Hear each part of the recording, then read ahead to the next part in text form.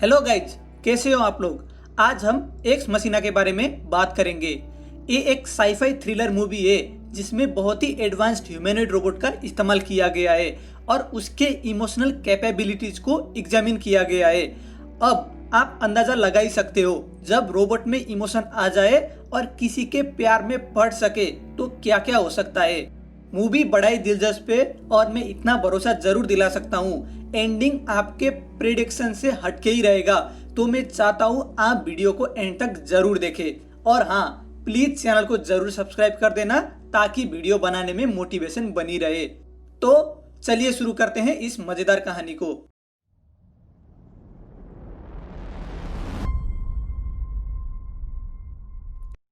Starting में हमको Caleb दिखाई देता है जो कि एक कंप्यूटर कोडर है। एक खुश है क्योंकि इसने किसी कॉन्टेस्ट में फर्स्ट प्राइज जीता है। कैलेब को जिस कंपनी के लिए वो काम करता था उसके सीईओ के साथ एक हफ्ता स्पेंड करने का अपॉर्चुनिटी मिला है। कैलेब नेदन के लिए काम करता है जो एक जीनियस प्रोग्रामर है और वो बहुत ही लेविशली किसी माउंटेन में रहता है। कैलेब को एयरलिफ्ट किया जाता है और नेदन के प्रॉपर्टी के नजदीक पहुंचा दिया जाता है। यहाँ से उसको चलते हुए घर के तरफ जाना है। जैसे ही वो घर पहुंचता है, ऑटोमेटेड सिस्टम उसके लिए एक की कार्ड जेनरेट कर देता है। कैलेब अंदर नेदन से मिलता है जो वर्कआउट कर रहा होता है। नेदन कैलेब को घर में क्या क्या है, उसका कमरा कौन सा है, वो सब दिखा देता है और ये भी कहता है उसका की कार्ड सिर्फ पार्टिकुलर एरियाज में ही काम करेंगे। नेदन उसको नॉन डिस्क्लोजर एग्रीमेंट साइन करवाता है जिसमें लिखा है कैलेब किसी भी तरीके से उस फैसिलिटी का इंफॉर्मेशन लीक नहीं करेगा। नेदन चाहता है कैलेब उसको एज अ फ्रेंड ट्रीट करे, लेकिन हम उन लोगों के बीच का कन्वर्सेशन सुन के और दोनों का रिएक्शन देख के पता लगा सकते हैं माहौल थोड़ा ऑकवर्ड और टेंस्ड है। नेदन रिवील करता है एक घर नहीं बल्कि एक रिसर्च फैसिलिटी है और यहाँ पे वो एआई के ऊपर काम कर रहा है। कैलेब का जॉब किसी ह्यूमैनॉइड रोबोट के ऊपर ट्यूरिंग टेस्ट परफॉर्म करना है। अब ये जो ट्यूरिंग टेस्ट है इसके बारे में भी मैं यहाँ पे थोड़ा बात करना चाहूंगा, क्योंकि आपको तो पता ही है चारों तरफ से ज्ञान बट रहा है, जहां से मिले लपेट लो। ट्यूरिंग टेस्ट को 1950 में एलन ट्यूरिंग ने डिस्कवर किया था और इसको ओरिजिनली इमिटेशन गेम कहा गया था। अगर आपको एलन ट्यूरिंग के बारे में और भी जानना है तो काफी मूवी अवेलेबल है उसके थ्योरी और लाइफ के ऊपर। मैं पर्सनली आप लोगों को द इमिटेशन गेम देखने के लिए रेकमेंड करूंगा, बहुत ही सही मूवी है। ट्यूरिंग टेस्ट में हम लोग मशीन का इंटेलिजेंस चेक करते हैं रियल लाइफ ह्यूमन के साथ इंटरेक्ट करके कि कैसे वो अपना बिहेवियर दिखा रहा है। इस प्रोसेस में एक मशीन रहेगा जिसके पास इंसानों के जैसे बोलने की और लिखने की कैपेबिलिटी है और दूसरा रहेगा इंसान। जब ये दोनों इंटरेक्ट कर रहे होते हैं, इवेल्युएटर को पता लगाना है कौन सा इंसान है और कौन सा मशीन। तो कैलेब को अभी उस ट्यूरिंग टेस्ट का ह्यूमन कंपोनेंट की तरह एक्ट करना है और नेदन का बनाया हुआ रोबोट के साथ इंटरेक्ट करके उसका इंटेलिजेंस ह्यूमन के कंपैरिजन में कहां लाई करता है वो देखना है। कैलेब ह्यूमैनॉइड रोबोट एवा से मिलता है जिसका चेहरा, हाथ और पैर मांस का बना हुआ है, लेकिन बॉडी पार्ट्स कोई एंड्रॉइड और रोबोट का जैसा दिख रहा है। एवा कैलेब को बताती है उसने अभी तक नेदन के अलावा किसी के साथ भी बातचीत नहीं की है।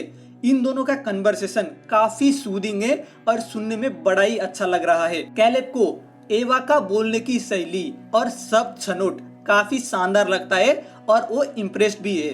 कैलेब जानना चाहता है एवा के पीछे का टेक्निकलिटी के बारे में, लेकिन नेदन कुछ भी नहीं बताता और खा पी के मस्त रहने के लिए बोलता है।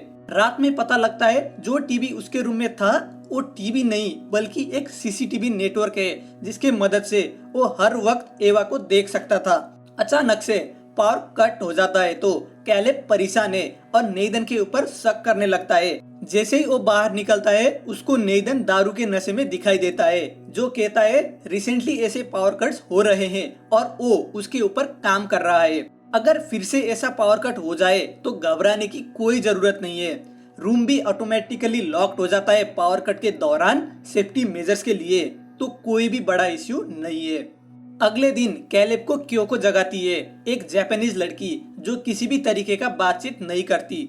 नेदन का कहना है उसके लैंग्वेज ना समझने से नेदन खुल के बात कर पाता है और कोई इन्फॉर्मेशन लीक होने की चांस भी नहीं है।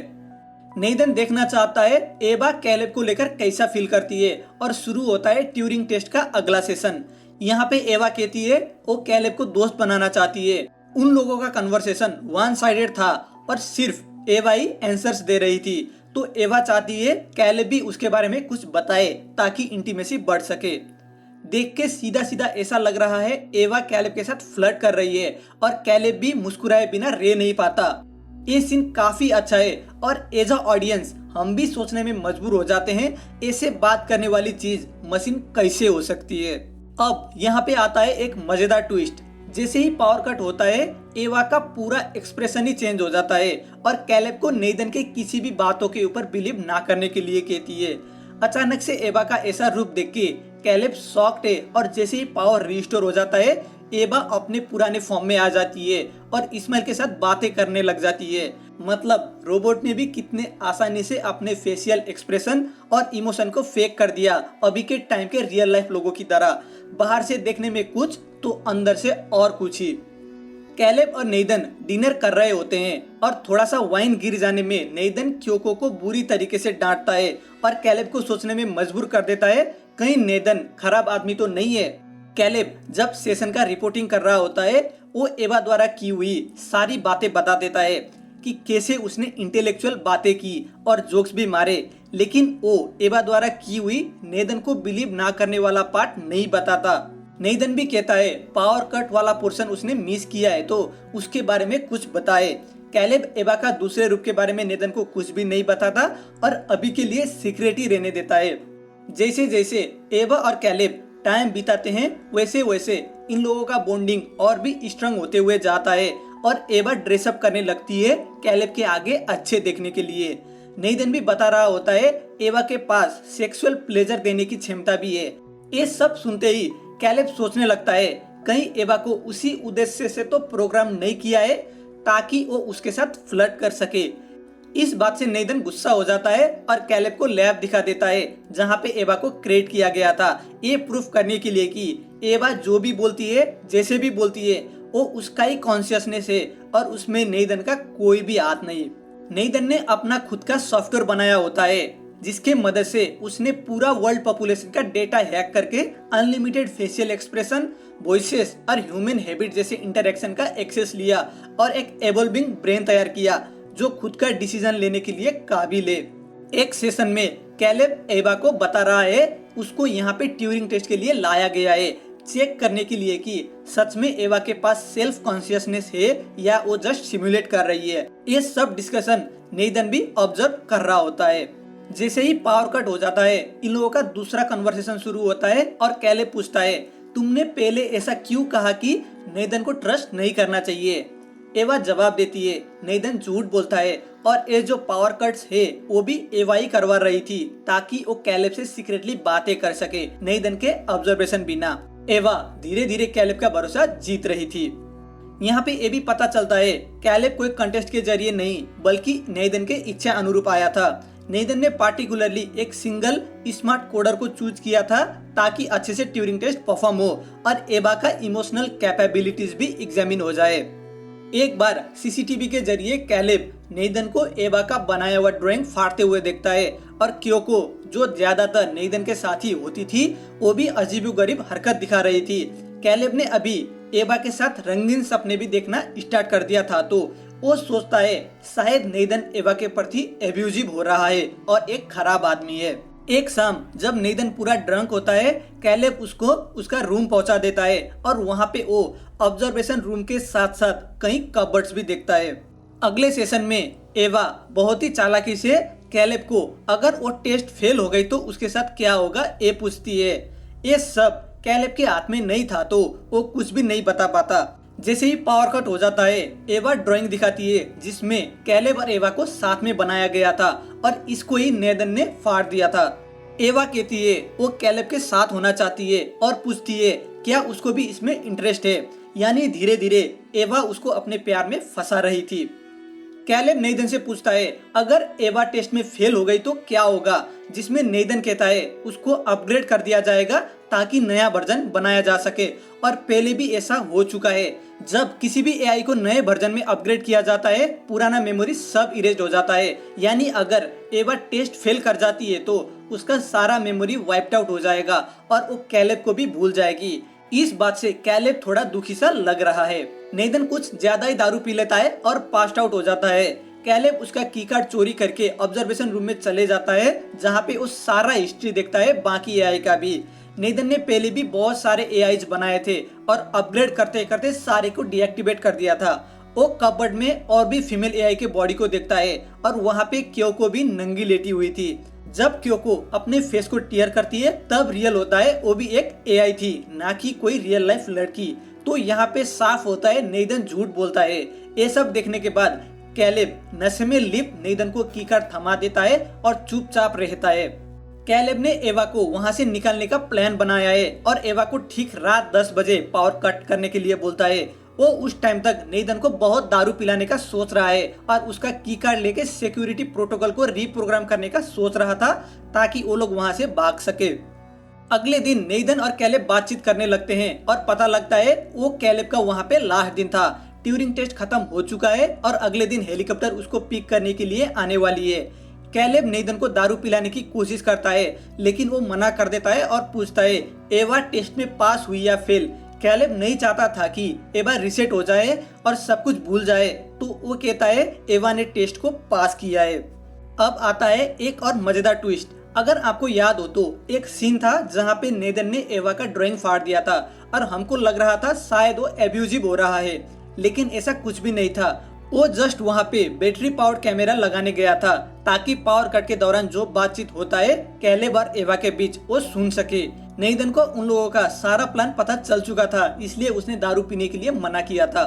नेदन कहता है एआई के ऊपर कभी भी भरोसा नहीं करनी चाहिए और एवा ने कैलेब को एक एस्केप का जरिया बनाया। अपना self awareness, imagination, manipulation, sexuality और सहानुभूति को इस्तेमाल करके नेदन ने कैलेब को जानबूझ के ही सिलेक्ट किया था, एक बिना पेरेंट्स का बच्चा जिसका कोई गर्लफ्रेंड नहीं है, ताकि वो आसानी से मैनिपुलेट हो सके एआई के जरिए और प्रूव हो जाए कि एवा एक ट्रू एआई है। और हुआ भी ऐसा ही। एवा ने कैलेब को अपने तरफ कर लिया और नेदन को दुश्मन की तरह इस्टेब्लिश कर दिया। तो ये प्रूव हो जाता है एवा एक ट्रू एआई है और टेस्ट सक्सेसफुल हुआ है। एज अ प्लान ठीक 10 बजे एवा पावर कट कर देती है सिस्टम में पावर बैकफ्लो करके। और आप सोच रहे होंगे नेदन पिया हुआ नहीं है तो इसके प्लान क्या हो सकता है।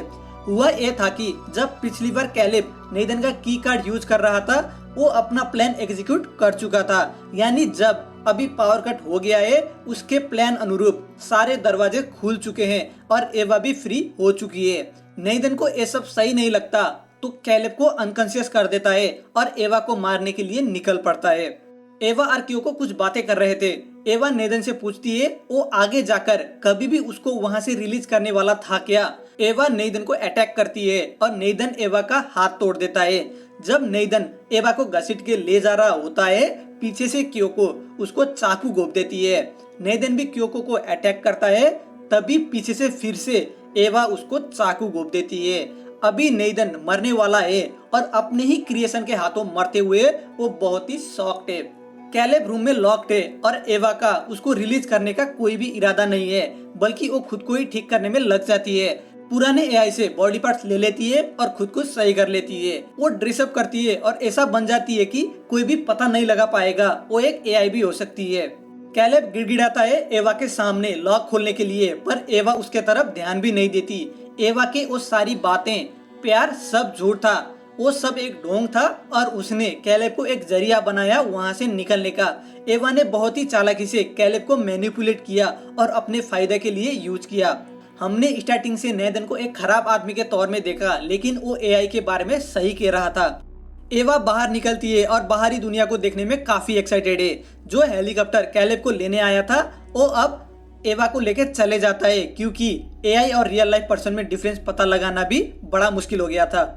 अब एवा ह्यूमन सोसाइटी में घुल मिल हो चुकी है और ये इतना इंटेलिजेंट है तो आप अंदाजा लगा ही सकते हो अब ये क्या क्या कर सकती है। कैलेब को एआई से प्यार करने का फल मिल गया है और अगर आप लोगों ने ब्लैक मिरर के एपिसोड देखे तो ये अंदाजा लगाने में मुश्किल नहीं होनी चाहिए कि जब जब टेक्नोलॉजी इंसानों के ऊपर हावी होते हैं तब तब केओस फैलना निश्चित होता है। तो बस ये मूवी के लिए इतना ही था। आपको कैसा लगा ये मूवी और क्या लगता है एवा बाहर जाके क्या करने वाली है? आपको एंडिंग कैसा लगा वो भी जरूर बताना और अगर यहाँ तक देख ही चुके हो तो कुछ ना कुछ कमेंट करके जरूर जाना और वीडियो को लाइक करके चैनल को जरूर सब्सक्राइब कर देना। धन्यवाद।